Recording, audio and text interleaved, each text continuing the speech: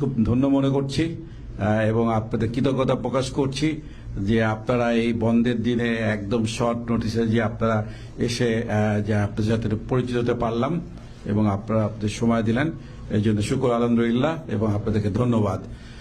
আসলে new York শহরে আমি লাস্ট এসেছিলাম 2000-এ। আমি পড়াশোনা করতাম ইউনিভার্সিটি অফ হিউস্টন ক্লিয়ার লেকে। তো হিউস্টনে ছিলাম জাস্ট 2 বছর।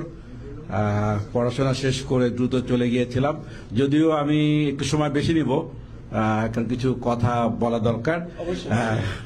আমিও ওদিকে আসছিলাম। আমি যখন আমি আসি তখন আমার বাবা কিন্তু জেলে।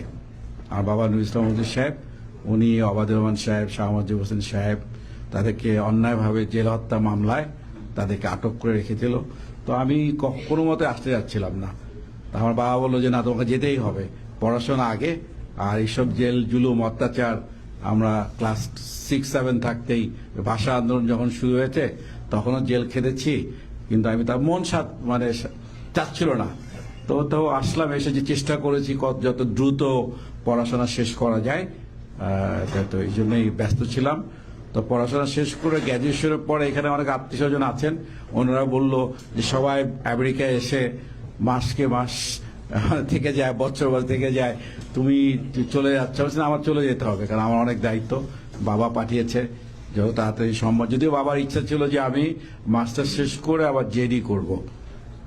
আপনারা জানেন যেটা, দেখলাম যে না, এটা আরো 3 বছর লাগবে। তা আমি তাড়াতাড়ি চলে গিয়েছিলাম। আমার সাথে আমার ওয়াইফ ছিল, আমরা দুজনেই ছিলাম এখানে। তো এই জন্য এখানে আসলাম 26 বছর পরে। স্বাভাবিক আত্মীয় স্বজন, বন্ধু বান্ধব তারা সবাই ব্যস্ত হয়ে পড়ছে দেখা করার জন্য, এই জন্য আমিও একটু জাস্ট ব্যস্ত বেশি। তো বারবার বলতেছিল ভাইরা যে হ্যাঁ ভাবি, ওটা বড় কথা না, কথা হলো যে একটা ফ্যামিলি তো স্বাভাবিক একটু গ্যাদারিং সবাই চায় একটু। এই জন্য একটু তাড়াহুড়োর মধ্যে আপনাদের সবাইকে অনেক অনেক কথা বলতে চেয়েছিলেন, বলার সুযোগ পান নেই, সরি। আসলে এসে কি আপনি যেটা সত্যি করে বলতে চাই যে হ্যাঁ অবশ্যই আপনাদের অনেক আবেগের কথা থাকবে, আপনারা বলবেন।